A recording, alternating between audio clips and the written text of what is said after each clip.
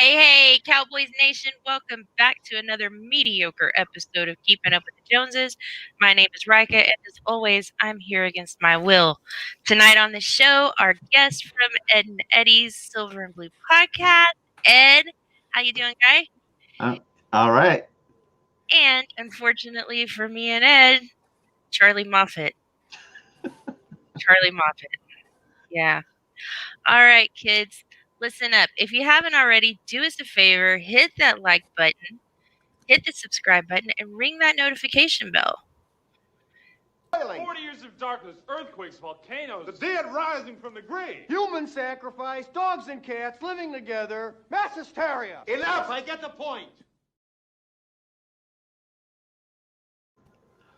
Just go ahead, man. Just like and share. It's so easy. It's free. All right. Before we get started, listen.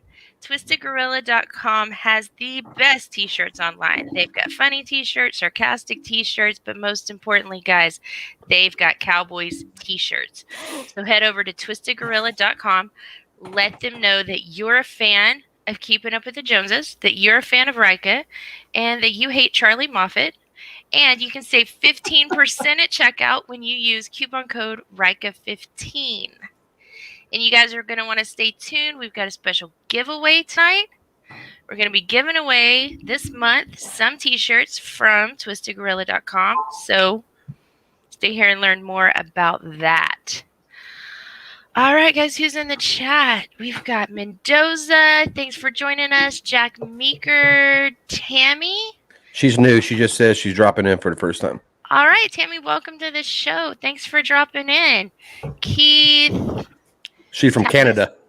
All right, cool. Tavis Banks, thanks for coming in.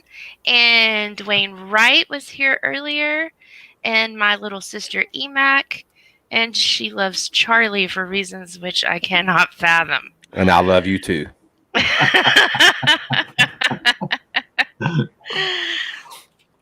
All right, guys. Cowboys versus Broncos. You guys want to talk some injuries first? I want to talk to Aaron. I bet you do. All right. So, Gallup, we're keeping him out this week. I was surprised by that. I was too, especially given that we've had some questions this week regarding Lamb and Cooper. I mean, McCarthy said that he's not concerned. Cooper was limited all week. Lamb did not practice on Thursday, but he was limited on Wednesday and Friday.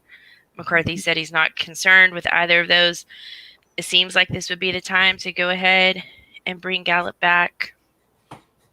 Charlie That's what I thought too. The fact that he is setting him again, that tells me that Lamb's ankle's fine.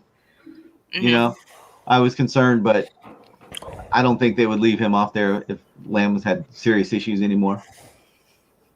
From the great Charlie, kiss my ass. What kind of anarchy is this? I really need to meet her. Yeah, I'm sure you will. Confident that you will. So Marcus Mosher earlier today floated an idea. Are the Cowboys keeping Gallup out as long as possible to lower his stock value, knowing that this is a contract year in an effort to retain him at a bottom price?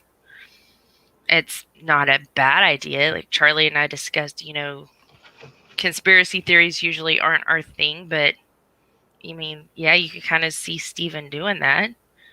That's interesting. There wasn't a coupon in last Sunday's paper for 50% off Michael Gallup, so he's going to do whatever he can to lower that price. That's interesting. To do that against Denver is one thing. When it comes to the Arizonas and other important games this year, we'll see, how much stock matters then. Cedric Wilson's looking great, though. So well, Mosier said that. Mosier said they're saving him for weeks 10 through 22, and that's what they want him for. But until then, they can hold him out and be safe with him. But at the same time, that does drop his stock value. Yeah, I mean, if that's the case, then that makes sense. I mean, I can't say for sure that they're doing it on purpose, but I can see them thinking, okay, we're doing okay. This offense is rolling pretty fucking good without him. We know he brings a step more to this offense.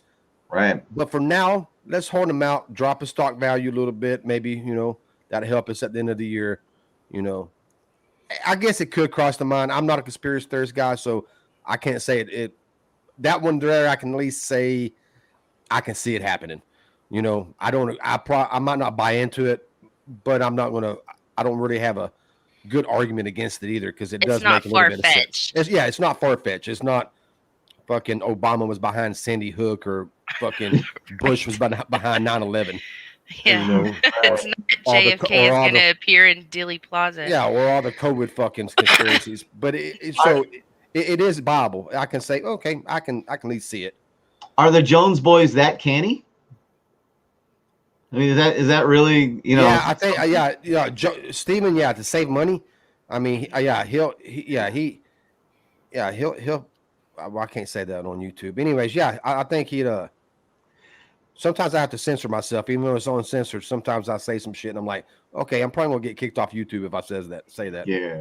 But I think he's canny enough to do that. I think he can see that. Okay. Because I think they like Gallup, and I think they want Gallup. Yeah. I just think they also know he's probably coming in at 15 to 16 million a year, and that's just hard to do when you have a $20 million wide receiver already, and you have another one that's going to be up for contract in the 2022. So, yeah, Mosier's probably just floated that out there so he can say, if we hadn't paid Zeke that much, we'd be able to get him. Yeah, I see you give him a hard time all the time. But Mosier's my guy, and fucking so when it comes to fucking Zeke and running backs, shit like that, there's very few things he says that I don't agree with. I know, but he's a lot more brave than me. He puts it out there. Well, he also puts it out there and never comes back and says anything. I can't do that. If I put something out there and somebody calls me a dipshit and starts arguing with me, fuck that. I'm going to argue with you. And I suck at arguing on Twitter, so I'm sitting there trying to top out 700 fucking characters and 140 limit character fucking tweet. And telling you how much fucking stupid you are and how I want to slap the shit out of you. All right. So we've got Jarwin going to IR with a hip injury. Jack Meeker says he's excited to see McEwen now that Jarwin is out. And obviously we all know about Tyron Smith. Durance Armstrong had an ankle injury, but he was a full participant all week. Also, full participants, McEwen with an ankle and Diggs with an ankle. Donovan Wilson still with the groin problem. He was limited on Wednesday, but he was full on Thursday and Friday. And same with Dak and his calf. Limited practice on Wednesday, but then became a full participant. And we know that he is going to play. However, let's talk about this Broncos injury list. This is interesting. Their starting left tackle, Garrett Bowles, I think I'm pronouncing that correctly, is out with an ankle injury. Limited all week and questionable. They're starting right guard, Graham Glasgow. They've got a tight end that was limited all week, but he's not a major player. This one is the one that confuses me. Mike Purcell, nose tackle. Limited and questionable due to a thumb injury. I mean, if you got a quarterback or a receiver with a hurt thumb, that's obviously going to be an issue. When your Right. nose tackle has a hurt thumb, wouldn't you just tell him to suck it up and play the damn game? Because I would. Is his thumb pivotal? Is I've it a never thumb been he a nose. snaps with. If it's a Well, thumb I he mean- snaps with, it is. Hmm. I mean, he has to grip it, and that's going to cause his, gripping problems, which Okay. will cause him bad snaps. I mean, if it's his off thumb, then no, I really don't see no reason. But if it's his ball, if it's the hand he snaps with, yeah. No, Most definitely. nose tackle, not center. Oh, nose Right. tackle. I thought you said Yeah. center. Oh, nose tackle. No, yeah, there's no fucking reason. Yeah, that's Not what I was. if they could shoot it up and numb it, because I've been injured where something's really sensitive and it really, but in football they get shots all the time for the pain, so I can't imagine why it would stop a nose tackle. Right? I just No, thought yeah. that was odd. Yeah, I've been kissed It was- harder than that. Yeah, just an odd addition. Ronald Darby, cornerback. We're going to talk more about him later. He was limited and then moved to full participant this week. The shoulder. That is safety who did not practice early in the week and then became limited with his shoulder problem. That's Caden Stems. He's still questionable. But the most interesting one of all, Malik Reed. Malik Reed apparently has a hip injury. He was limited earlier in the week and then did not practice on Friday. Now that we all know that they've traded away Von Miller, that leaves the Denver Broncos with one outside linebacker, Jonathan Cooper, a 7th-round draft pick from 2021 out of Ohio State. That Good. could be problematic for the Denver Broncos this week. That and the missing tackle are both huge, I think. I think so too. Yeah. Yeah, Noah Fant's out with COVID, Mm-hmm. so yeah, they have some problems. That's why Yeah. I got the score where I got it at. Yeah. Malik Reed and Von Miller at this point in the season have accounted for 8.5 of the 20 sacks that the Denver defense has accumulated. They have accounted for 15 of the 40 quarterback hits that the Denver defense has accumulated. And now you have neither one of them. And I'm betting most of those happened in the first 3 games. I'd bet Right. a lot because they started And- out 3-0, right? Right, but looking at these, they're 4-4 at this point. But looking at the 4 games that they've won, let's look at that. They in weeks 1, 2, and 3, they beat the Giants, the Jaguars, and the Jets.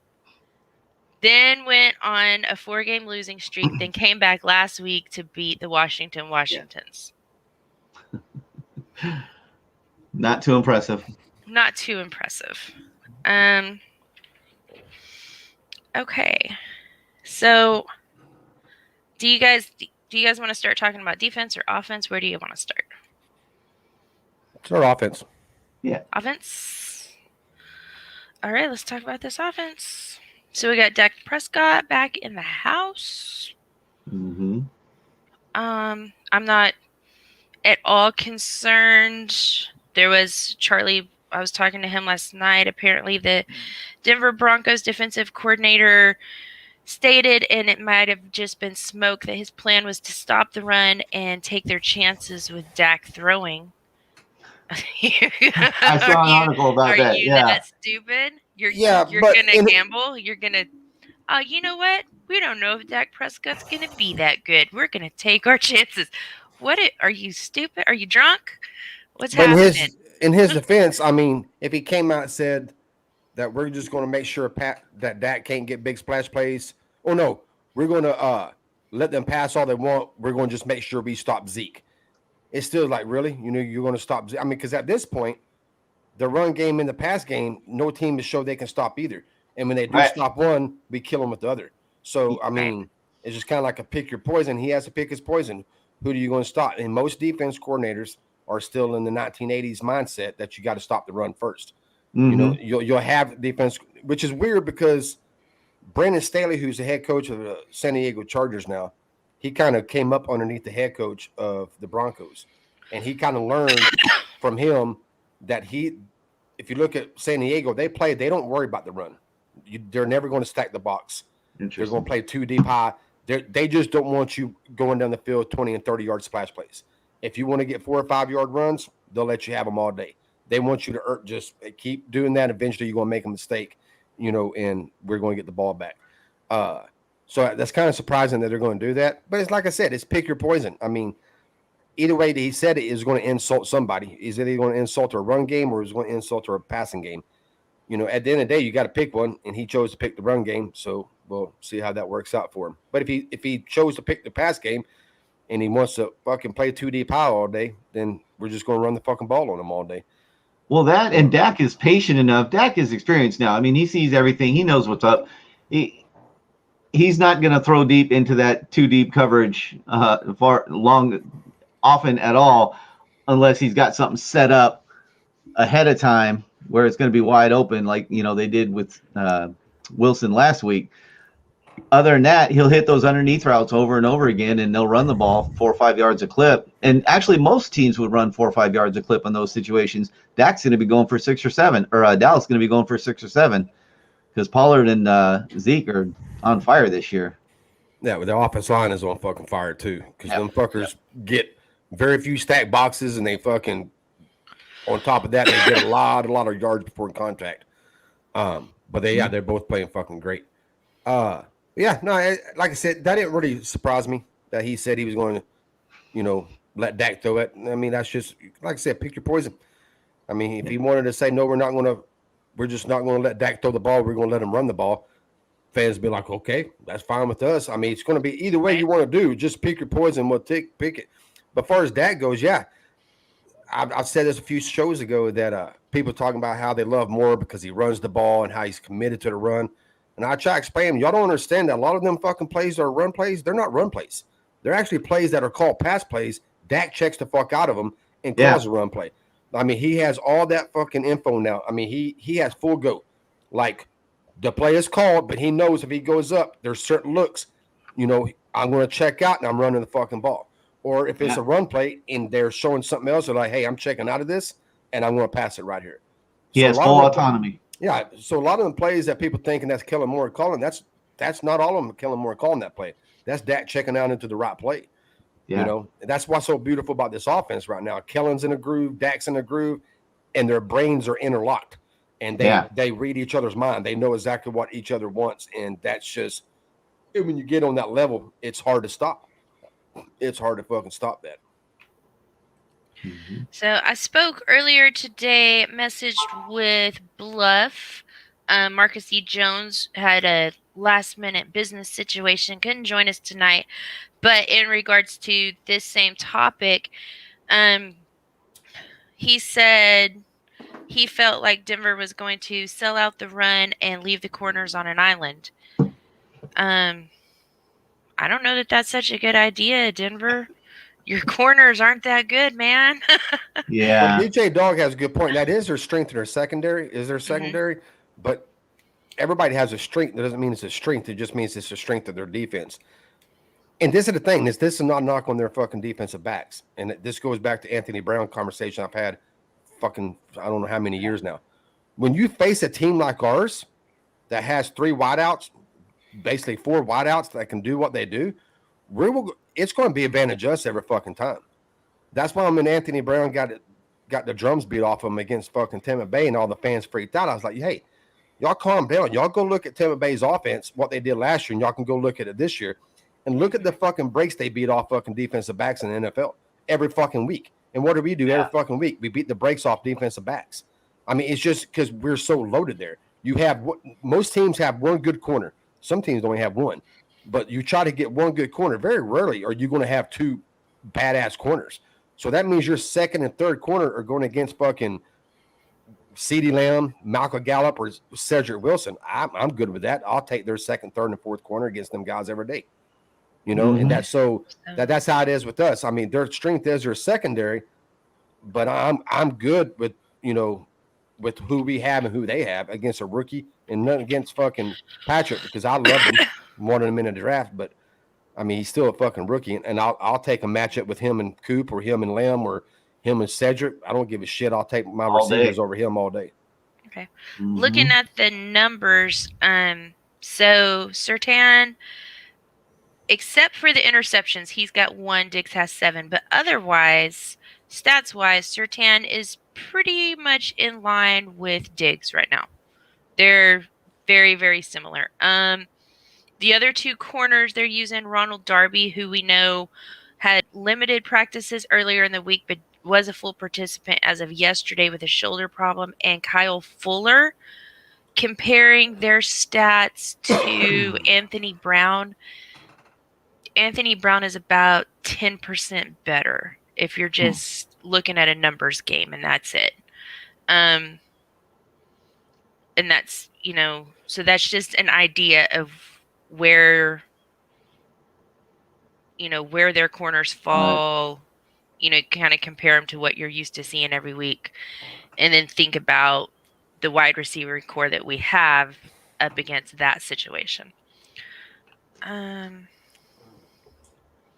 So that was all that I had on that. Anything else about, obviously, McEwen? Somebody asked, I think that it was it Tavis Banks? No, it was Jack Meeker. How much time did Dak get with McEwen? I do not know. Do you guys know? Yeah, I don't. Well, in the preseason, none for his games because Dak didn't play any. For his practice, he got some snaps with him in practice. But McKeon, Jordan was kind of out, so McKeon probably took a lot of snaps. But I'm pretty sure, I'm going to go out on a limb, that McKeon was one of the guys that went over to Dak's house during the summer. Because I don't think people realize how many times Dak worked out during the summer. All the fucking time at his house, in his fucking football yard, in his backyard. That's what he did all summer. Hell, even fucking Badass, the center, was over there every day working with Dak to get his cadence down, to get the signals down, to knowing what Dak wanted. So yeah, I'm sure he's got a lot of work in. Dak's he's not really afraid to go to anybody. He shows that every game. Like, you just keep rolling wide receivers, tight ends in there, he'll keep finding them. Basically, you get open, he's going to throw it to you. He doesn't have one favorite receiver. You know what I'm saying? He doesn't have, I got to go. He don't have a Dez where it's just, we got to get the ball to Dez. He's got a Lamb. He's got a fucking Coop. He's got a fucking Gallup. He's got a Wilson. He's got a Brown. He's got a German. He's got a fucking Schultz. Now he's going to have a McKeon. I mean, he just, whoever, just get the fuck open. I'll give you the ball. So I don't worry about that too much. Not with Dak. And not with this offense, because Kellen would scheme up to get him open. I mean, there would be plays that he would scheme up specifically for him and fucking get him where he's the first read and he'll get the ball. Yep. Okay. Did you guys want to talk about the left and right tackle positions? Or, I mean, we know that Steele has been moved down to the left. We know that Lyle Collins is going to start at right. That is going to be what it's going to be at this point. I don't know that having a conversation about it helps. I just want to see how it goes and then move from there. I'll let Senior go first if you want to go. It's not unexpected to me. We talked about that after the last game and touched on it a little bit on our Broncos preview. That's kind of what we expected, and I'm fine with it. I'm to the point where I know it sounds like a crazy homer thing, but everything's been working so great that whatever decisions they're making, until they prove me wrong and it proves me that they're idiots, I'm cool with it. Well, You took the words right out of my mouth, because that's what I said. I wouldn't have done it. I wouldn't have moved Steele to left tackle. I would have kept him at right tackle just because he's kind of solidified that. That's where he's at. Right. He's still young. I don't want to put too much on him. I would let Ty and fucking Collins fight it out over there and let the best man win. With that said, the past 2 seasons, including 2020, every decision they have made has pretty much worked. Not everyone, but pretty much everyone. I mean, they've made very few bad personnel decisions that ended up being like, yeah, y'all fucked up on that one. So until then, I gotta trust them. They see him every day in practice. They see him in the film. They see him in the film room. They talk to him every day. So they're seeing shit that you, me, Rika, all the other content creators that have an opinion on this, they see shit that we don't get to see. So if they think that that's the best thing for them to do, until it shows it's not, I have nothing against it. I'll let them roll. I mean, I can't stop. I can't just start right now saying that that's a fucked up. They shouldn't have done that, because I've said it a few times and I ended up looking like a dumbass. So, and it ended up working for them. I'm like, all right, obviously it worked. So I'm good with it. What about you, They've Rika? definitely instilled some confidence, that I did not have during the Garrett years. Also, Terrence Steele I have a great deal of confidence in him now more than I did at the beginning of the season. I was tripping before week 2. I was not a happy girl. I was not impressed with Terrence Steele, but you know what? He won me over 6 games, looking great. I believe in him. So I don't want to. Well, he's just going to come out and be terrible. You know what? I don't know that. I'm going to see it. Well, preseason, I mean, me and Bluff and just talked about it. He played more on the left side in preseason, and he looked better on the left side than he did the right side. Still did. So when they put Steele in, I know me and Bluff was surprised when he was the backup when Collins got suspended, because we figured since it was the right side, they was going to put Ty over there because Steele had played so much left and looked so good at left, like that maybe because there are some people who are just better from one side than the other. There's a difference with the punch hand, the difference what foot you what drop step you're taking. So there is a difference between left and right. But hey, so that's bright that he did look better from the left side. So we'll see. Like I said, I have no problem with it. And this is, I don't like. I mean, all NFL teams are good. I mean, even the bad ones, they still NFL players. So I don't like to say, hey, this is a good practice game. But this is a good game that maybe you could put them out there and run it and see exactly what you have. Right. Give Collins some reps at right tackle to give him some time to get back, and then see what Steele can do from the left side and shit like that. So, well, along those lines, did you put any credence to the thought of resting Dak another week? No, because it was Denver. Nope, not unless he wasn't healthy. That was my thing. Right, the whole that was time. my thing. If the fucking doctors say he's good to go, there's no chance of re-injury or further injury. It is what it is. It's a calf. He's going to have some soreness. He's going to have some tightness. He's going to have to play through it. It's just, but he's good to go. Might only get 85% Dak. And Dak said, hey, I feel great. I can do it. Then you play it. But if the doctors come out and say, hey, look, if you do this, there's a chance it can pop. Then no, you fucking set him until it's completely healed. But obviously it's not like that. Obviously it's a grade 2 to where it was a 2 to 3 week thing, 1 to 3 week injury. And by the time he plays, it'll be 3 weeks. So we'll see how it works out. But look, we played with fool's gold. We played with fool's gold the other night. We played with house money, and Cooper won.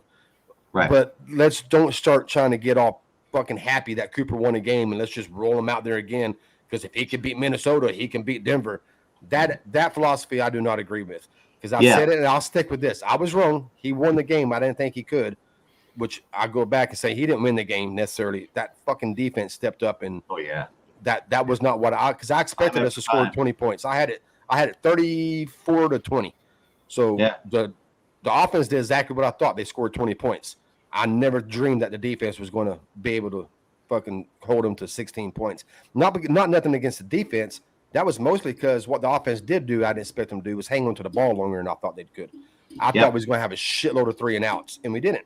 We didn't score a lot of points, but we kept drives going for a little bit at least. So to keep. I think we can thank Mike Zimmer for a lot of that too.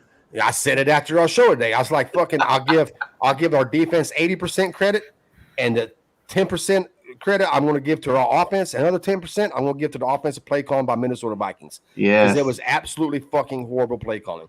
So that's not taking anything away from our defense because I'll give them 80% credit for it. But I can't give them full 100% credit for holding them underneath 20 points because that offensive play calling had something to do with that. That was a horrible. I was just sitting there thinking, fuck, man, I'm glad I ain't a Viking fan right now because that would think about this. And that's what I told people. Think about us. We had a team coming into our house with a backup quarterback. We know they can't score points. Yeah. So what our philosophy is, they can't score. Well, let's keep the score low and let's keep them in the game the whole fucking game by establishing a run when it's not established. And that makes no sense. It makes no fucking sense. And I'm like, that's how they play. That's his mindset. That's his defensive mindset. Keep the game close. Keep it to the fourth quarter. Why? We have a team that can't score. Fucking put us out of our misery quick and then fucking end the game. But that's not. He let us stay in the game. He kept us in the game for 4 quarters and. Fucking old redhead fucking had a good last drive and scored a fucking touchdown and game over. I'm getting Garrett flashbacks too. That sounds like a Garrett tactic. He's more conservative than Garrett, and that's saying something. But yes, he's like Garrett. Garrett's a lot, old head that likes to do the old type of things, and he's even worse. But who said? I think Bluff said it. That Eric's the offensive version of old school, and Mike Zimmer's a defensive version. Garrett threw it a little bit more because he's an ex-quarterback, he's an offensive guy, so he's going to throw a little bit more. And fucking Mike is true defense. He just believes in running the fuck out of that ball, keeping the score low, win time of possession, win field possession, keep the game close to the fourth quarter. And I'm like, why? Why against a team that can't score? I mean, we proved to you that we can't score. I mean, 20 points, that was not good. Doesn't make sense, does it? All right, guys, before we move on, let's take care of a little bit of business. It's giveaway time. Hey, guys, the Lunatic has once again came through for me and has very, very generously donated some prizes. So we're doing a share to win giveaway. Here's what you have to do. All you got to do is share any show from the Dallas Cowboys Uncensored YouTube channel. It can be this show. It can be my show. It can be one of Charlie's shows. Any show you want, share it on social media. Tag me, Twitter, @ChainsMoving, or on Facebook, Rika Moves the Chains. And you can enter as many times as you want. Every time you share something, every time you tag me, that's an entry. November 30th, we're going to draw 2 winners, and they are each going to get the t-shirt of their choice from twistedgorilla.com. And that giveaway is brought to you, of course, by our guy, the Lunatic, and we are very grateful for the support he's given to the channel. And speaking of Twisted Gorilla, guys, don't forget, Twisted Gorilla's got the best t-shirts online. And you can get 15% off of your purchase when you use coupon code RIKA15. That website and that coupon code are in the ticker right down there. So we've got a giveaway going. Maker, yes, I'm hyped about Justin Hamilton. I'm a huge Hamilton fan. I made a tweet about it today. Yes. He's outplayed Bo every step of the way. And Bo being Bo Honda. And I don't know why. Well, I do know why. Bo has sponsored. He was a draft pick. But I've said it before. He has sponsors because he was a draft pick, and that's why he's up on the roster more than Hamilton is. But if you watch the film, there is no film that says that Bo is better than Hamilton. None. Go back to preseason, they outplayed Bo, and people thought, well, they play different positions. No, they don't.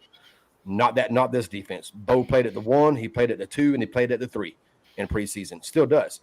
Fucking Hamilton plays at the 1, plays at the 2, plays at the 3. Every time Hamilton's out there, no matter what position he's playing, he outplays Bo. Plain and simple. And yes, he was a beast. And he's made a lot of good plays. Every time they've elevated him this year, he's made plays. Bo's a 6th-round draft pick. He has a future. But right now, at present, Hamilton is better than Bo. Right now, at the present. Bo was a 6th-round draft pick. And when I watch him play, I see a 6th-round draft Looks pick. like it, yeah. That's what I see. It's not knocking Bo. When you're a 6th-round draft pick and you're playing like a 6th-round draft pick, there's nothing wrong with that. I mean, he'll get in the weight room, he'll get stronger, I don't know how much bigger he can get because he's a big fucker, but he'll get stronger. He has some technique issues. His pad level's high a lot of times. He doesn't fire off low. He comes up straight up, and guys get underneath his pads. He gets pushed out of the pocket, the gap a lot. So he has some things he needs to learn. But right now, yeah, Hamilton's just better. Yep. I agree.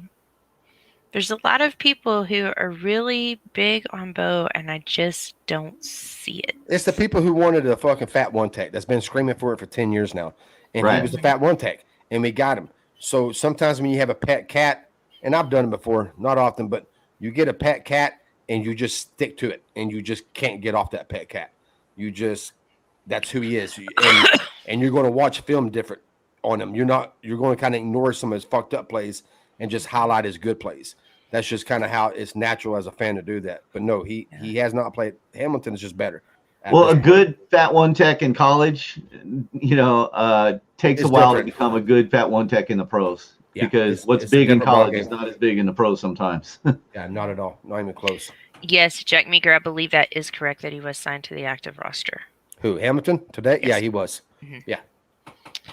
All right, and we've got, who else are we talking about? Micah Parsons, NFC Defensive Player of the Week, yes? Yeah, I saw he got his belt today. Yes, congratulations to him. Diggs' ankle, I think he's fine. He was. What did I say? He was a full participant all week. Is that right? Yeah, I don't think it's a sprained ankle. Every time I watch that, I don't see a sprained ankle. I see a fucking a contusion than an Yeah, ankle he sprain. was a It's- full Right. participant at every On the practice this week. ankle there. Yeah, it's fucking his outside of his ankle hit that guy's leg. That's more like a bruise than it is a sprained ankle. You know, so but yeah, I'm not worried about him. I'm Right, good. DJ Doug. I think he'll be fine. Mm-hmm. Hey, Micah Parsons, NFC, defensive player of the week. Any outside chance he ends up the NFC defensive player of the year? Long way to go, but man, he's looking good. He has a chance to win defense player of the year. Period. Definitely. Yeah. Right? Yeah. It'd be hard because he's a rookie, but it's not out of. I mean, it's not out of question that Aaron he could. Donald's usually the consensus pick Yeah. for it. Yeah, that's what I'm saying. So he's having it much would be impact hard, on Donald so far. but I definitely think he's going to get defensive rookie of the year. I don't see how he doesn't get that, but yeah, there's always a chance. He would have to get defense player of the year. Like basically, he would have to have a game like he did last week, just pretty much every week. Yeah, and just dominate the stat line so fucking much that people's like, you just can't vote for nobody else, you know. But he'll definitely get fucking rookie some looks. defense. But he'll definitely be he'll be in the conversation in the year. But it'll usually go to a sack guy or a guy with a bunch of picks, which could be fucking Diggs if he keeps going on his pace. Mendoza and Jack Meeker excited for Bernard coming back. Yeah, we had to bring somebody in because Charley's Cox got hurt, so we've had a Cox injury. So unfortunate. The Lunatic. This is a little off topic. Good point. But yeah, Legatron, 24th in field goal accuracy. 2 worries for the postseason. That's interesting. Weak spot for sure. No, I'm not worried. No more than I would be worried at anybody else. I've always worried about kickers. I don't like fucking field goals. I'm a fourth down guy. I think there's most time just don't bring them out. Just go for it.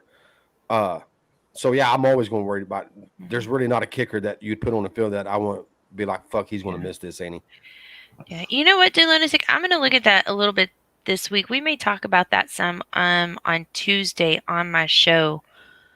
I want to see what is the.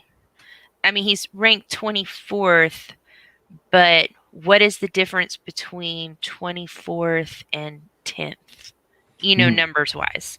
Sometimes you can be ranked 24th, but I mean, you're like one tick away from middle of the pack. Yeah. What's in my brain is what I see every week as far as like, I'm thinking about like expected points on fantasy teams.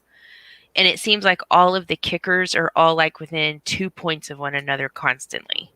And that is not saying anything at all, but that's just what's going through my brain, making me want to look at that some more. But yeah, I mean, 24th in field goal accuracy, I definitely don't like that number. And that's interesting. We're going to talk about that more, DeLunatic. Tune in on Tuesday. DeLunatic always tunes in. He's my best fan. Okay. Forbath is still available. I freaking love Kai Forbath, man. I was so sad when they got rid of Forbath. That was my guy. Okay. What else? What else you guys got? We're on about 45 minutes into this thing. Ed, did you need to go? Not yet. I'm good. No? Okay. You good? All right. Yep. Defense. I talk too much during the offensive part. Charley always tells me I talk too much, so I'll let you guys roll with the defense. Well, with their line injuries, the guard and the tackle out, man, the defense is going to eat. I can't imagine them scoring 20.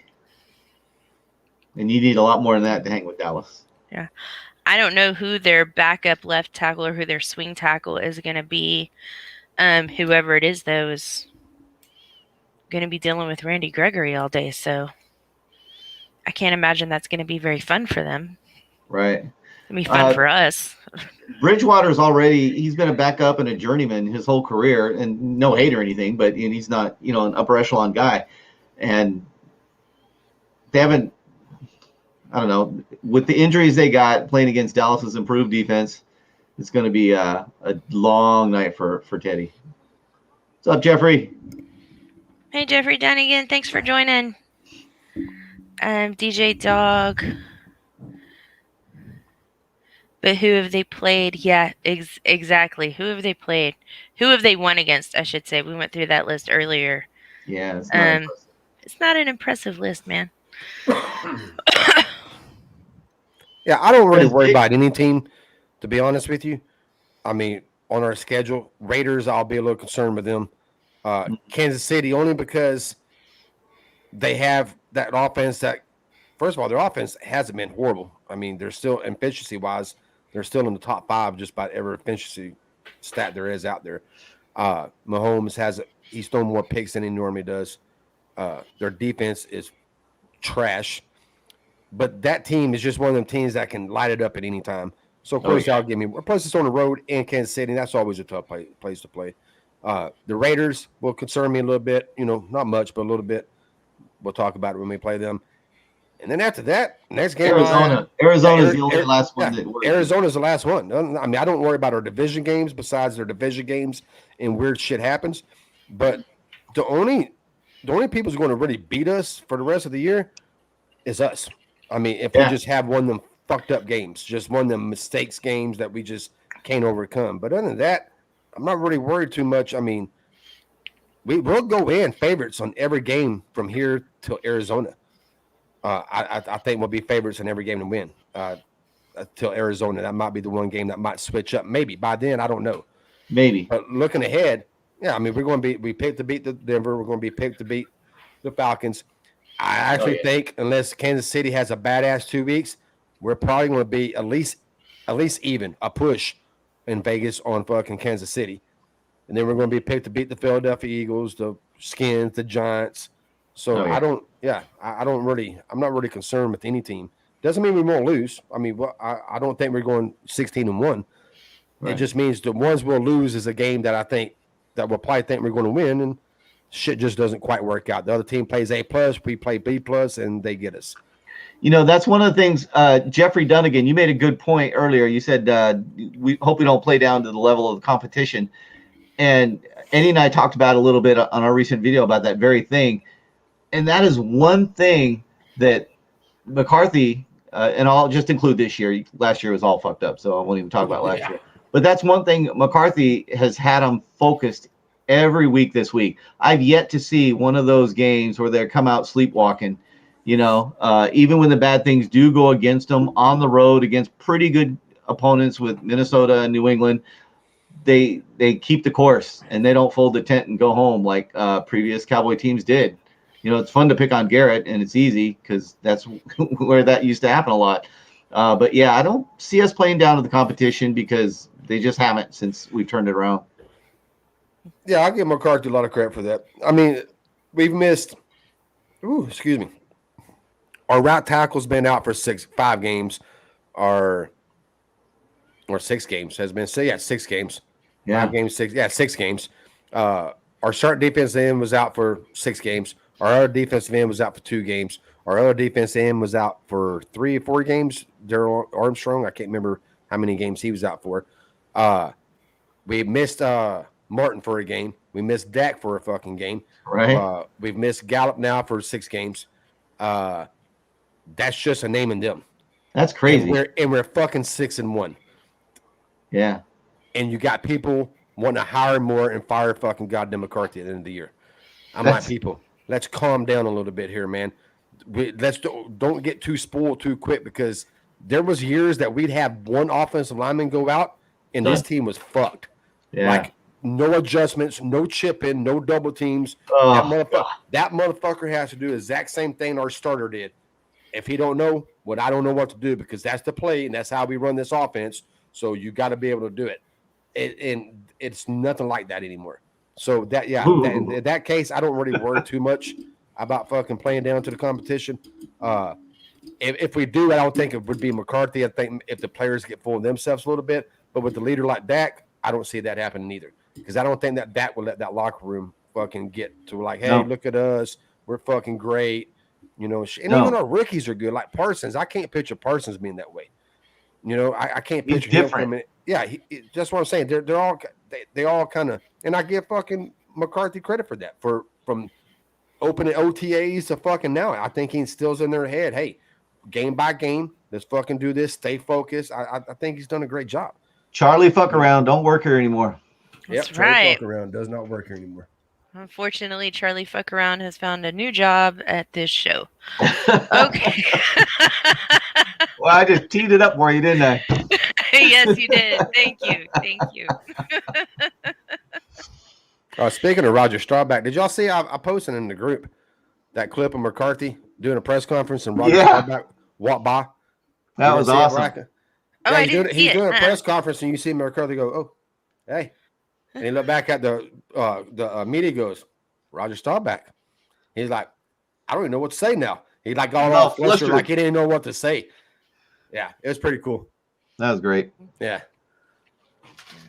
You know what, Meeker, I really like Curse with that green dot. A lot of people say that helped Micah kind of freed him up a little bit. Yeah. It seems to have. You know, and it makes sense. I mean, because he doesn't have to go to the line of scrimmage and worry about calling out plays. He don't have to worry about lining people up. He just goes to the line of scrimmage, says, where's the fucking ball? Let me go get ball. And that's what he does now. So, I'm not saying 1% that's what it was, but it seems after one game of him not having the green dot, it seems like it helped. It seems like it just freed him up to do what he can do. You know, it's not a knock on Micah. I think, you know, as a rookie, he's already playing middle linebacker, weak side linebacker, strong side linebacker, blitzing from the A gap, blitzing the B gap, putting his hand in the dirt, lining up as a designated pass rusher. I mean, he's doing fucking everything. And now you're asking him to call plays too. I think if you take that off his plate, I think that frees him up. Like next year, he'll definitely have the green dot. You know, but not right now, let him just do what he does best, and that's play football. You know, and fucking let somebody else take care of the calls and worry about that. But yeah, no, it seemed like it worked. And definitely they're going to keep it going. I know that. I got jokes. Yeah. All right. Jeffrey Dunnigan loves it when Charley drops the F-bomb. He must love me a lot. He could not drop the F-bomb. Right. Let's see. We've got Green Dot Curse versus Green Dot Simmons. We have more weapons on both sides of the ball. I would agree. It's a lunatic. Yeah, that's how it goes most time. I just like, can Denver beat us? Yeah, just like we could have beat fucking Minnesota with Rush as our quarterback, and we did. Right. So I'm not going to sit here and say there's no way Denver can't get the upset. Sure. But probability, no, it's not going to happen. I mean, that's what I said about Minnesota. Possible, yes, we could beat them. Probable, no. But we got the possible. You know, and Denver could get the possible, but it would have to be us fucking up. It's not going to be something they do. You know what I mean? This is ours to lose. Yeah, it's ours to lose. We decide if we lose or win this week. We would have to have a clusterfuck of a game to come out with the L on this one. I mean, it would have to be really, really bad for us. And that's how it's going to be against Atlanta. That's how it's going to be against fucking Washington, Philadelphia, New York. You know, pretty much the rest of our schedule, it's going to be us. Raiders might be able to be one of the teams where we don't have to fuck up a lot, and they might be able to sneak a win out. I'm not predicting that.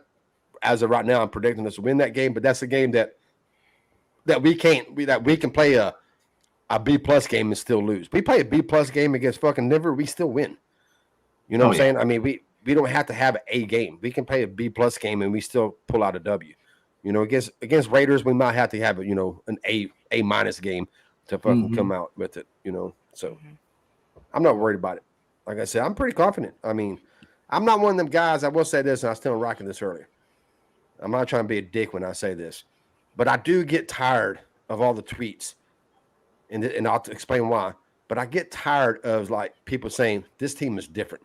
This is different than past teams, and I get tired of it because in 2016, people said that team was different. In 2014, people kept telling me this team is different. Every time I was like, hey, man, let's focus. You know, we might not. No, this team is different, Charlie. Just look at this. This is why this team is different. Right. You know, and that 2014 specifically got compared to some of the 90 Cowboys teams. This team is getting compared to some of the 90 Cowboys teams. I've seen that. I would tell you this. If you are 42 or younger, shut the fuck up. I don't want to fucking hear you talking about the 90 Cowboys. All right, just shut the fuck up and don't tell me that this team reminds you of the 90 Cowboys. Again, not trying to be a dick, but you're fucking 6 years younger than me, and your balls hadn't even dropped at the time that the Cowboys was winning Super Bowls. And some of y'all wasn't even fucking, y'all still in your daddy's nutsack. So I don't know why y'all are fucking sitting there talking about the 90s Cowboys. Don't do that. Don't compare that. There's no team, none of the 20 years of New England teams compared to the 90 Cowboys. That team was arguably with the 88 or 89 San Francisco 49ers, a couple of the 70 Steelers teams. You can argue them teams was one of the best teams that ever played football, ever get in between the lines. They was fucking. And Charlie, great. we still saw them lose to teams they shouldn't have lost to, that we were mad about. We were like, oh, we should have won that game. The Washington football team, or the Redskins at that time. Dude, I said that. Fuck yes, I said that with Bluff last week. I was like, people complain about some of the things that McCarthy does, and I said this on my video. It's like Jimmy Johnson would call plays, or he didn't call plays, but make time management decisions that would piss me off. I'm like, dude, what the fuck you doing? Why don't you call a timeout there? Or why don't you use that timeout? Yeah. You know, and I also said that them teams, as great as they were, they lost 3 games, 4 games, 4 games, and 4 games. So I mean, that's 12. They lost 15 games in 4 years. So they did lose. So, and they were so talented that you could say they shouldn't have lost any of those. Oh no, they should have actually point out and say they shouldn't have lost that game, but they did. So you're right. Even they have lapses. Yes, every 16 games every year, except maybe 94, 95 when they started to fall off a little bit. But 92, 93, no fucking reason them teams shouldn't have been undefeated. I mean, seriously, they was better than every team they stepped out on the field with. They was just more talented. You know, but you have lapses, even with the hard ass like Jimmy Johnson. You know, sometimes you just kind of, you just have the one in them fucking games. It happens from time to time. You know, but but like I said, just this team, it feels different because we're fucking 6-1. All right, just like it was in fucking 2016 when we was 8-9-1. What I was told, this team's different. Team's just different. 2014, same thing. I'm like, yes, it's different because we're fucking winning. You know, it's not different because it's like some kind of. I do admit it is different in the sense that it's not coached by Jason Garrett, and it does seem like they are more prepared. You know, but I'm still not ready to say this team is different overall. Yeah. What are you laughing at? Washington football team. MJ. Pusscake Dick Bags. Welcome to Dallas Cowboys Uncensored. We've got Pusscake Dick Bags and my sister and Jeffrey Dunnigan both vying for Charlie's love. Okay. But yeah, like I said, just don't tell me that. No, please, y'all, stop comparing the 90 Cowboys teams. I'm tired of hearing that shit. That's just, you can't compare them. Just, in fact, don't even compare anybody to 90 Cowboys teams. Them teams are just, they was just fucking above everybody else. Like I said, the 88, 89 San Francisco 49ers, a couple of the Steelers teams in the 70s have arguments that they was the best team ever. But nobody else after that. Nobody since the Cowboys have an argument that they was the best team ever. Nobody. None of them. None of the New England Patriot teams. Nobody. And some of it has to do with the cap era. You just can't be as depth. Oh, yeah. I mean, we had 18 people get significant snaps every game on that defense. Not like us right now where we're getting a lot of people on defense because we got people hurt. They didn't have nobody hurt. They just had 18 motherfuckers who fucking went out there and played significant snaps. You know, I mean, where we have a defensive line rotation, they had a defensive line rotation, a corner rotation, a linebacker rotation, and a safety rotation on all levels. People played a lot of that team was just 92, 93. They was just off the charts talented. I mean, their depth was fucking unbelievable. Defensive line depth was ridiculous. Casillas and Maryland and Jones and Haley, and it was just and Henning and Jeff Coat and I think you might mention Jeff Coat. Yeah, it just keeps going on and on and on. Jimmy Jones and with the Rams. I mean, it just like a lot of the players people don't even remember because they was backups, but with starters on other teams. Leon Lett. Leon Lett. Yeah, that's another one. How can you forget him? Monster. Yeah. So that team was it was great. That's why when people like, man, this starting to remind me of the 92 Cowboys. I'm like, shut the fuck up, dude. Why are you doing this to me?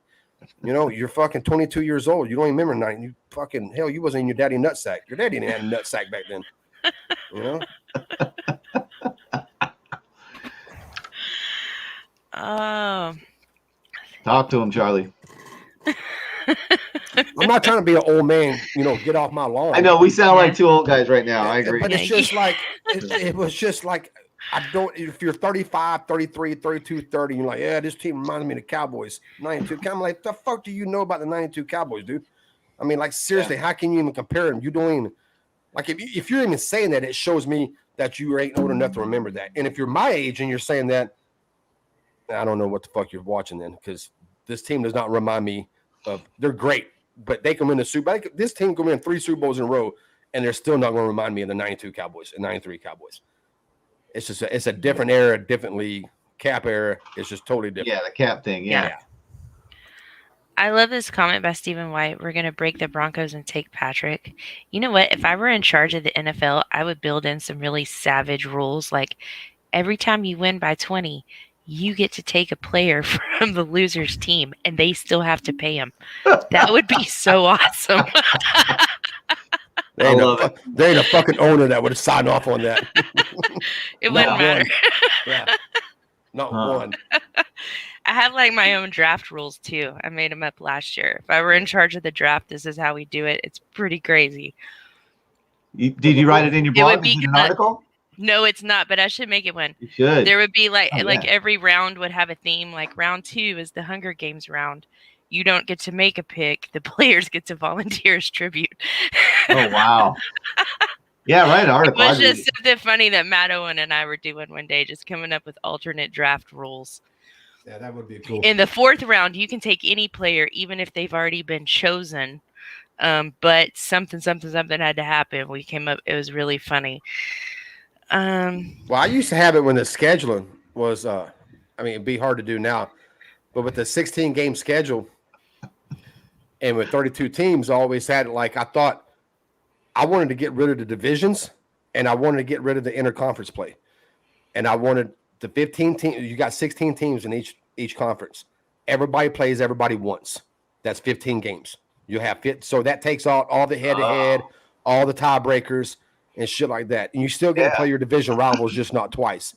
So you take that out, and then you got one game left. Then that one game will be against the AFC team, and you can make it a rival game. Us in Houston, Jets and Giants, San Francisco, Oakland. And I got like 26 teams I could get in a good area of where it's a typical rival game. Then there'd be like another 8 teams that's kind of off a little bit, like, map-wise. Right. But after a couple of years, it would be a rival game. They play each other every year. It becomes a rival game. You could kick the season off with a rival game, or you shouldn't end the season with it because some people be benching their players because they already got everything locked up. Or have it like in the middle of the season, just a middle season rival weekend, and have everybody play. I always thought that'd be cool. But a lot of people want the division. Pretty slick. Everybody wants a division, playing Philadelphia Eagles twice and shit. I'm like, I'm an old head, but I'm willing not to play them twice every year because it's like if I can just play them once, I'd be okay with that. I don't have to play them twice a fucking year. No, agreed. And plus, it gets you every other we get to play San Francisco every year. We get to play the Rams every year. We get to play the Bucks every year. So it might take away one of your division games, but you get somebody Green Bay Packers every year. You get another rival. Marquee matchups. Yeah, marquee matchups. But they wouldn't ever do it. Plus, now there's 17 games, so I'm fucked. I don't know what they'll do about that. Jack, there's people reading your comments saying, "What's a VHS?" Meeker, I think Meeker's in his 50s too. He's an old head like us. MJ, we've had dual covered. Love it. The good old VHS. Remember that shit used to fucking come out? You had to twist the goddamn shit to fucking get it back in because the VCR would fucking eat it all up and shit. Mm-hmm. Dude, I spent all my hard-earned fast food money buying a fucking Beta. And everybody went VHS. I was like, God damn it. Yep. You missed out, dude. Mm-hmm. And when the tracking would be off, when you rent something, and you'd have to sit there and jack with that tracking for forever. Yeah. Good days. Good times. Good times. My first remote control had a cord. I didn't have a remote. I was playing in my 20s before I even had a TV with the remote. I always had to physically get up and and change that bitch. Yeah, I was probably in my 20s. I know at 22, I still had. I think when I moved, probably 23 was the first time I ever had a TV with a remote. Wow. Yeah, so I went years without a fucking remote, and goddamn it, once I got one, that motherfucker, I've never had one since then. My fat ass ain't getting up and changing no damn channel. I gotta have a remote. And I don't even like when I lose my remote, my recliner. I actually have to get up and look for it. Oh, that's worse. Damn it, fucking shit! I gotta get up now. You know, Yes. I gotta get up and look for my remote. Yeah. Yeah, we didn't have a remote. Well, my parents had a remote. They had 4 of them. I was the oldest, and EMAC was right under me. We have one of them too, MJ. A TV that had to warm up. Like when you turn on, that bitch didn't just come on. The screen that come on at first, it just kind of like sizzle, and you're like, yeah, come on. And it starts blinking. You're like, oh, here it is. Oh, yes. Yeah. Yeah, good times. Eddie texted me. He said, "Boomer alert." He's watching. That's kind of fucked up there, lunatic. Well, Rika obviously thinks it's funny. Ryan thinks it's hilarious. Oh, fucking Ed's going, fuck, Caesar's going to get in on it. Oh, goodness. It is pretty funny. Let's see. Tammy says if we beat the Bucks, if we played the Bucks now, I bet we would win. Amen. Right on, Tammy. Yeah. Yeah, I think if we were playing them right now, I think we'd have the momentum. You know, Charley, you said earlier in that. Oh, I'm sorry, Rika. Go ahead. Gronk's been having obviously some health problems. I think the biggest difference would be the momentum going into it. I was really glad, though. I know a lot of fans didn't like it. I was glad to get that game out of the way first. I liked it. I felt like, you know what, it's probably going to be a loss, but it's going to be a really good barometer of what kind of season we're going to have, and it really was. Oh, it changed my mind on the whole season. I mean, not really, not much. It changed my mind on the defense. It didn't change my mind on the offense. I knew what the offense was going to do. But that defense, it totally switched my mind up. Because that defense played in the first game like I thought they would be playing in game 4 or game 5. So they was already 3 or 4 games ahead where I thought they would be in game 1. And like now halfway through the season, this is where I thought we would be like game 11 and game 12. So the whole year we've been 3 or 4 games ahead of where I thought we'd be, which is fucking great. Because if we can get to the playoffs, not if, we're going to get to the playoffs, we should be peaking defensively wise, and it should be fucking a beautiful thing in the playoffs. You said earlier about our running backs. They've pretty much kicked ass in all but one game. And the one game was against Tampa Bay. They didn't do much against Tampa Bay. But really, we didn't try. The Cowboys ran very little against Tampa Bay. Oh, very little. I think, Zeke had 11 carries or some shit like that? Yeah. And I think it would have been foolish to even try to do that in that game going in, Back then. Now, though, I think it might be different. I think they were going into it, they had the number 1 run defense, but their pass defense was ranked in the 20s somewhere at the end of last season. Right. And they were basically the same team. They returned 99% of their roster. So going in there with a plan to run when you've got that much difference between their run defense and their pass defense, that would have been like really stupid. Yeah, I don't think we'll be able to run on them. I think we'll run more. I think we wouldn't be like, okay, fuck this. I think we would go in with more run plays, but I still think their weakness in a weakness is their secondary. Right. And so I still think we'd be pass heavy, but yes, most definitely we'd run more than we did against Kiss in the first fucking game. But our run game's been great. I guess maybe last game it wasn't that great, but they was also loading up the box. You know, and we kept trying to run, and I kept fucking bitching, like, come on, Moore, don't fucking do this, don't pull a Garrett. And he came out in the second half, threw the ball. Like, hey, this is what we'll do. It seemed that's what I said. What I worried about fucking with Cooper was when he comes in, it's not your playbook shrinks. You can have this thick of a playbook. He comes in, it goes that thick. You just can't call all the plays, even though they say the playbook was open. No, it wasn't. There's just certain things that Coop can't do that Dak does. So the playbook shrinks. But what happens more than anything is the pre-snap fucking reads. Coop can't look at the defense like Dak does and check out of plays saying, okay, there were certain plays that we ran against stacked boxes that would never done. That would have checked out of that and threw the ball, and there were some plays that was too deep shell that fucking Coop had a pass play called. He still called, and that would have fucking checked out, had a pick and he would have ran the ball. It's just like I said. It's just Coop's fine. I'm just saying, but when you bring a backup in, they can't see the field like the starter, especially when you have a starter like Dak that sees the field like that. If you have a 15th ranked quarterback, when you bring your starter in, your backup, there might not be a huge gap between them two. But when you got a top 5 guy, top 3 guy like Dak, and you bring a backup in, there's a fucking huge gap in between them two.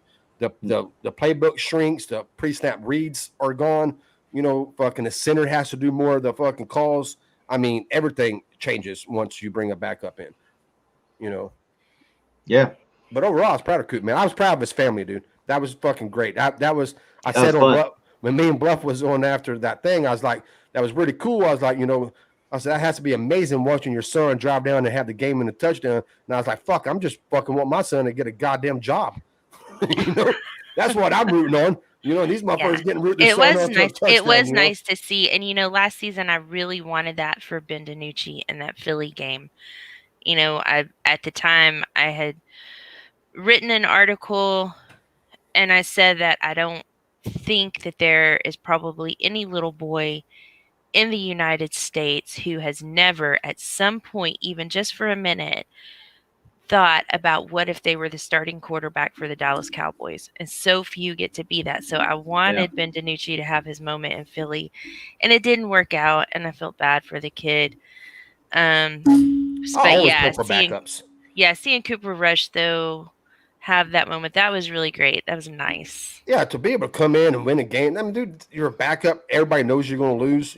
I thought we was going to lose. Everybody, y'all ain't got a chance. And you pull off victory, man.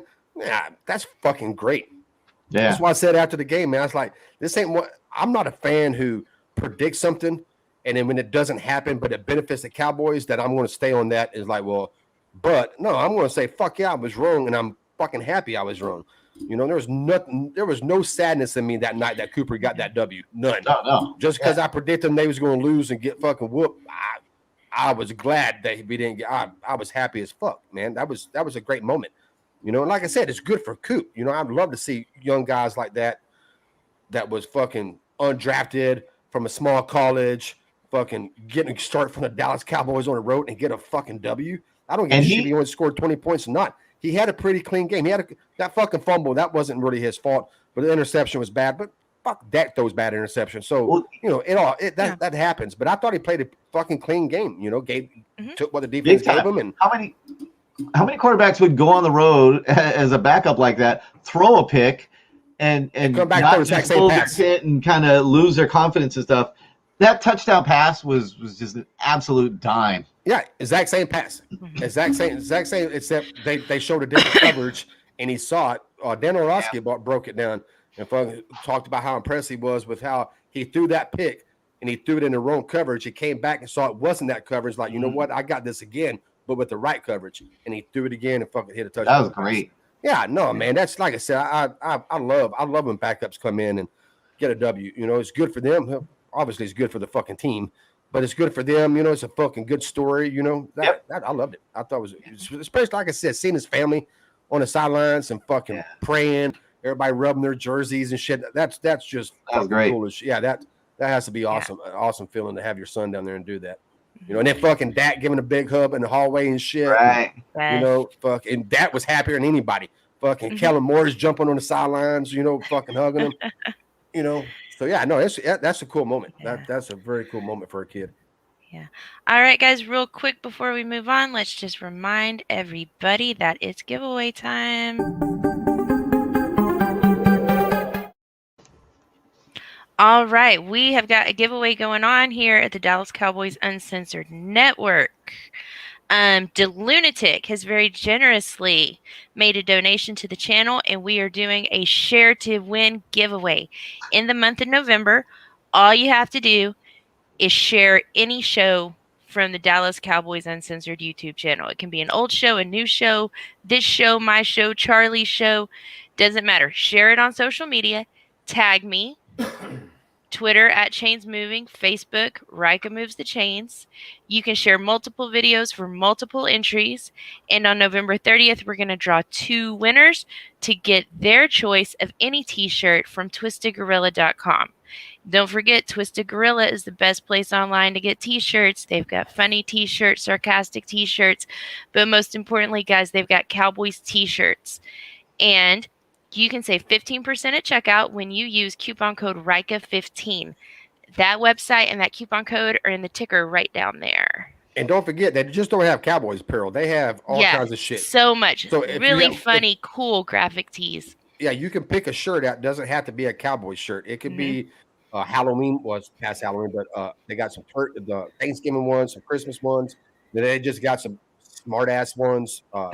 Absolutely. Like they got old shows like Fred Sanford that says you big dummy, and it has Fred Sanford's face on it. You know, just which I love. I got to get one. So so it has a lot of that shit. So y'all can pick out anything. It's not just Cowboys apparel. Yeah. When that ad popped up, uh-huh. When that ad popped up, I saw the one shirt here for Aiden's second favorite player. I love that one. Yes. Yeah, I that was good. Yeah. It's such a small group that would know that, though. That's the only problem. But I love my it. coupon code is good for anything on that website. It doesn't have to be a Cowboy shirt. Awesome. 15% off. So it's Rika15. 15. All right. So we've gone over the offense. We've gone over the defense. Let's see what's happening in the chat. Jeffrey said he's just dead and tagged you in it, so put him in the run. All right. You got it, Jeffrey. Okay. All right. Anything else you guys want to talk about? Any questions that the chat has? Ed, you got anything, man? Y'all did a show that week. We'll go over everything that you didn't get to or something? Because I know sometimes we do 15-minute videos. There's a lot you get to. You got to squeeze it all in one if you want to. Right. I have already actually done just that. We covered some of that stuff. I wish Eddie was here. So it's too bad Eddie couldn't make it, but maybe next time. Yeah, and he'll be here. Definitely. You guys will be here Tuesday night. For sure. Yeah. Rika Moves the Chains on the Dallas Cowboys Uncensored Network. Tuesday night, 7 Central. Charley will be here because he's kind of like he stalks me. And Ed and his son Eddie will both be on the show. We'll be chopping it up, talking some football. But you want to do the final score predictions? And hey, anybody in the chat, y'all want to ask questions, y'all can, because we don't have to get off right now. I kind of sound perverted. We don't have to get off right now. only me would think about something. Y'all didn't even recognize it. I said it in my head. I'm thinking that kind of sound perverted. Anyways, we don't have to get off YouTube right now. You know, so if y'all have any questions or anything, y'all can ask. Oh wait, that's a good. The Lunatic has a question for Ed. Who won the game on your opening video sequence? He did, of course. Yeah, we did a show with, and he's talking about on our channel, Ed and Eddie Silver and Blue. There's a scene of Eddie tackling me and running off while the camera is upside down. And right. But when we were on with Bluff a couple weeks ago, we were talking about basketball, and he said, "Well, who usually wins between you guys?" And Eddie all the time. That changed when he turned about 20. At that point, I haven't beaten him since. So the way it goes, man. Hey, whatever, dude. Natural progression. Natural progression. Exactly. Yep. Well, congratulations, Tammy, for turning 56 in 10 days. Come back in 10 days. I'll wish you happy birthday. And if you don't, then happy birthday in 10 days. Let's see. Stephen White predicts Anthony Brown will have 2 picks. That'd be awesome. I keep losing the comment. They're scrolling too fast. Stephen White predicts Anthony Brown will have 2 picks. Hey, I would love it if he did. Good score, Anthony. I get that. I see what you did there. Fucking Super Bowl 27. Yes, sir. What in the... Josh, get the hell out of here. 28-24 Broncos. You always have to have one in the chat. Always got to have one. Yeah. Gilmore just loves to terrorize me. Fucking Lunatic says 35-13 Dallas. Tammy says 42-13 Dallas. Mm-hmm. All right. I like the Lunatic. That's about what I was thinking. About 35-13, Dallas. I got it 37-23. 37-23. I write these down every week for no apparent reason. I never look at them again. That's in Right. case she gets one right, she can fucking brag to us about it. Right. And Like, she hasn't take a got one picture. right yet, so she hasn't Hey. looked at them since then. We did our Jeffrey- Broncos preview the other day, and I came close to Jeffrey's score there. Mine was 44-20 Cowboys, and Eddie picked 34-17 Cowboys. Eddie's a little closer to me. I just think they're just going to blow them out. It's a 40-burger time. I see it coming. It wouldn't surprise me at all. What's I mean, that? I said it wouldn't surprise me. Hell, I'm only 3 points away from 40. I mean, I got him at 37. I just kind of maybe have it there. Pretty 10 sure if minutes I'm left in the right. fourth Yeah. quarter and shit, and be like, hey, let's pull Dak. What And did just start you? running the ball a lot. That could be just too. trying to Right. get, that's how I got him 23 points, because I think they'll get some garbage time points. I think we'll probably hold them below 20 for the most part, but then they'll just get, they'll get a touchdown so late in the game that doesn't really I fucking can matter. see that. I can see that. Yeah. Mhm. But Okay. yeah, 40 burger, that wouldn't shock me at all, not one Yeah. bit. And holding them underneath 20 points, not a shocker. I could totally see that score too. Yeah. All right, Gilmore. I wrote it down. 28-24 Broncos. You idiot. You get that right, and I will buy you a shirt from Twisted Gorilla. Is that all it took? Wow, you folded like an accordion, Rika. You just okay. All right. Yeah. Somebody asked a question earlier, I think it was the Lunatic, about people coming back and Oh, Right, about does D-Law and Gallimore negate that Von Miller trade? I'm looking for it. Goddamn To the Stephen Rams. White. Holy shit, dude. How many times you comment? Are you high? Are you In high other again words- tonight? in the playoffs, are we in a better position with the return of Gallimore and D-Law than? You know what? Von Miller is not the same Von Miller he was. There it is right I would there. agree. It's the impact that a lot of people are expecting. Does He's D-Law not terrible or and- anything, but he's not a game changer like that. Does getting D-Law and Gallimore back negate Von Miller to trade? I don't think it negates. I don't think I'm with Eddie on it. I think he'll be better with the Rams just because he has numbnuts down there in defensive tackle now. So he's not going to get many double teams. So I think he'll be better. But I still think people look at the name and see, and fans do this a lot. They see Von Miller and they think 2015. Yeah. And they forget about 2016, 2017, 2018, 2019, 2020. I mean, they forget about all the other years. I mean, it's been a long time since he's been Von Miller, what we knew Von Miller of. There's a lot of tread gone on That's that. not me. That's not me bashing him, saying he sucks. My question is this: is I just don't really like whose place is he taking? And if we do give him a fucking D-Log comes back, because I know some Cowboy fans wanted him in here. And I'm like, I don't know. I don't know if I just don't know where he really fits in that. I just don't think he is what he used to be, and somewhat is a progress stopper for our young guys. Yeah. So I don't really see it. I know the other one was Melvin from Pittsburgh. Everybody wanted him, and I think they got him for a 6th round pick. Kansas City did. And again, my question was, where does he fit in at? I don't even think at this point in his career he's even better than fucking Armstrong or fucking Basham. I think he's on the same level as them. So you're really just bringing in a guy like you already have, like 2 guys you already have. So right now he'd be at best 3rd, but probably 4th to 5th on the depth chart. Then when D-Log comes back, he drops down 1 more. So I really don't really see where he would have helped us out any. I like I said earlier, we are winning games with Gallimore not even playing, D-Law missing 6 games, fucking Martin missing a game, fucking Dat missing a game, fucking Gallup missing 6 games, fucking. I mean, just the list goes on and on and on, and we are fucking 6-1 people. Like we're about to get all these motherfuckers back. Yeah. And Jesus, that's. I mean, I don't know anybody I'd want to trade for because hell, we got so many coming back. I'm never really for trading for players anyways, unless they're that guy that I can see he's going to change everything. And there wasn't nobody out there to me I thought, yep, he's going to change our whole defense or he's going to change our whole offense. There I wasn't said a guy a out few there. times the only thing that I Center. would have even it was a Sinners. The only thing I would have considered trading for, there wasn't one out there to get, so there wasn't a point in having that conversation. Yeah, I was happy with other them than not doing center. anything. I'm really happy with every position group. Yeah. I'm really happy with all the depth. I didn't see any reason to. Roger You Frazier. sound like Jason Garrett, Charlie, right? We like the guys that don't we fix have. it. Yeah, we like the guys we got on campus. Well, yeah, I like him when It is true though. I mean, You that make a good point. motherfucker could be 8-8 and saying the same shit.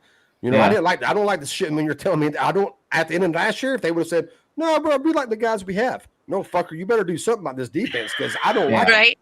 You know, but yeah, right now how they're playing now, I kind of like the guys we have. You know. No, Josh. Gallup is not going to be activated on Sunday, but you should see him in week 10. If you had been here at the beginning of the show, you would know that. But you were tardy, as per usual. No, we're expecting to see Gallup in week 10. He'll change the offense because that's our deep threat. I mean, so he'll because we really don't have nobody taking the top off the defense right now. You know, not that they can't. I'm just saying not that guy like Gallup is, and he's that guy. I mean, I think probably 80% of the fucking routes he runs are non-routes. They're straight up go routes. Right. But yeah, no, he's going to change it. Wilson's done a fine job, and I think he's great. And I'd love to re-sign him too for a little cheap contract next year because he does special teams also, and he adds an element to this offense that is good and fun.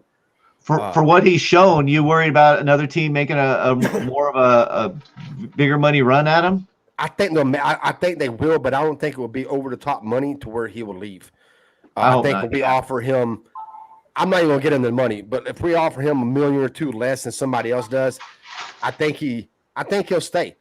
It's not because it's Dallas, because I'm not one of the people who think everybody wants to play here. Because again, it's not the '90s, and not everybody wants to play here. It's not important to people as it used to be. But I do think he likes the city. I think he likes his teammates. Him and Dak are close. You know, so I think a lot of that shit will say, you know, what's $1 million or $2 million? Let me stay here, especially if we win a chip. Then he's going, fuck it. Let's run. Let me run it back. Let's try to get 2. You know. Oh, so Charlie's on record as saying he expects the Cowboys to win the championship. No. I said if. Okay. I said a fucking if. Yeah. Yeah. All right. I'm not ready to say that yet. Yeah. So we're about at that hour and a half mark. I know Ed has to run. Before you go, real quick, tell these folks where they can find you at. Hey, I appreciate it, Rika. Ed and Eddie, Silver and Blue. We got YouTube channel, and there's a Facebook account. There's Twitter as well. But it all leads back to the YouTube channel. That's where Junior and I just sit and chat Cowboys for, 5, 10, 15 minutes at a time. Just short videos, lots of humor. We don't take the deep dives, but we have a good time. It's an excellent channel. Yeah, it's good shit. Mm-hmm. I've only done one video. I don't see how y'all do it. That was fucking hard. It took me like 6 takes. Like fucking, I started off like the first 3 times, but then 10 seconds, I'm like, fuck, got to start over. Oh, we do that all the time, Charlie. I got to make a blooper reel for you. Okay. I cut that shit out. Okay, yeah. And then finally my 5th one, it was good. I'm like, let me try it one more time. I think I can do it better. So I had two I had to choose from, and I chose one. But yeah, it took me 6 fucking takes before I finally got it done. Yeah. Well, I'm glad nobody else. I'm glad y'all have to retake sometimes too. All the time, man. All the time. Because I'd be in the middle of it, and I just would like stop talking. I'm like, the fuck? What was I saying? Like, except we do that exact thing. Except we look at each other. I'll be like, and when Dak, what did he do on that play? We do that all the time. So yeah, I'll cut a blooper reel. That'd be fun.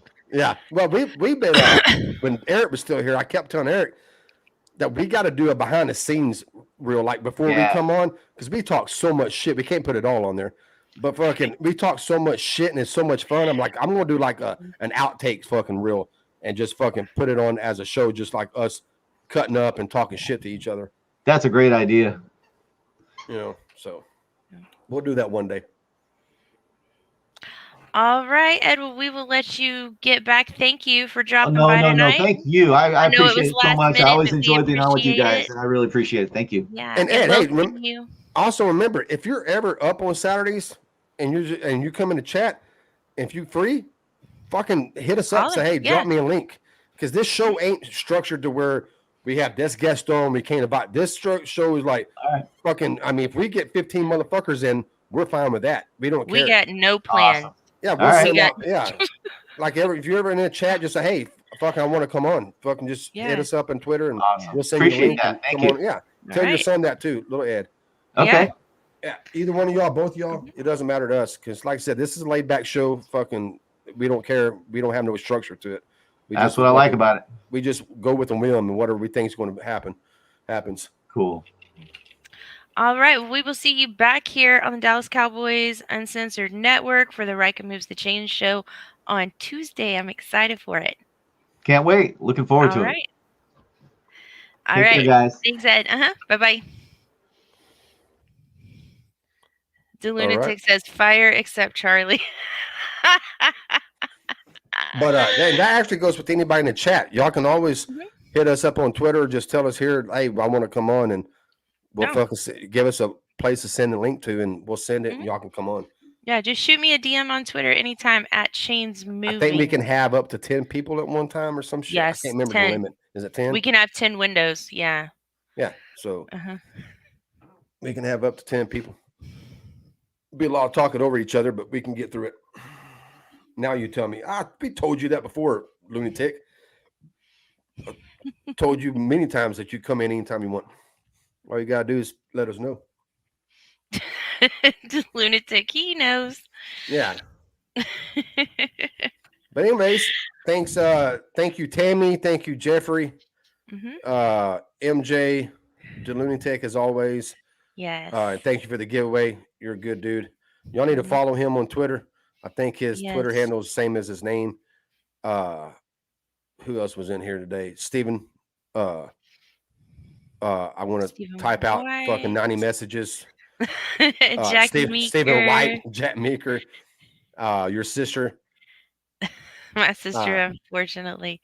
Jeffrey Dunnigan, Roger Frazier. Had a lot of people in the chat tonight, guys. I really appreciate it.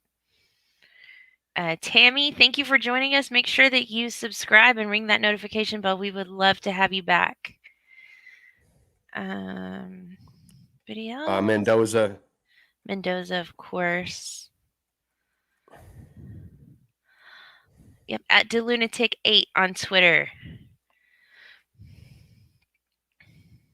Yep, that's it. All right, guys. So the Cowboys play tomorrow at noon. And we will definitely see you back here on this channel Tuesday night at 7 Central with the Rika Moves the Chain show. As always, I will have Charley with me, and Ed will return with his son Eddie. Should be a good time. Anything else, Charley? Nope, I'm good. All right, guys, don't forget to hit that subscribe button, ring that notification bell, find us on social media, and share this show. And don't forget to tag me so you can get your entries for the t-shirt giveaway. EMAC, my contributions to this conversation are incredibly profound. You dumb bitch. I'm into this show right now. All right. Good night, everybody. Love you, EMAC. Bye.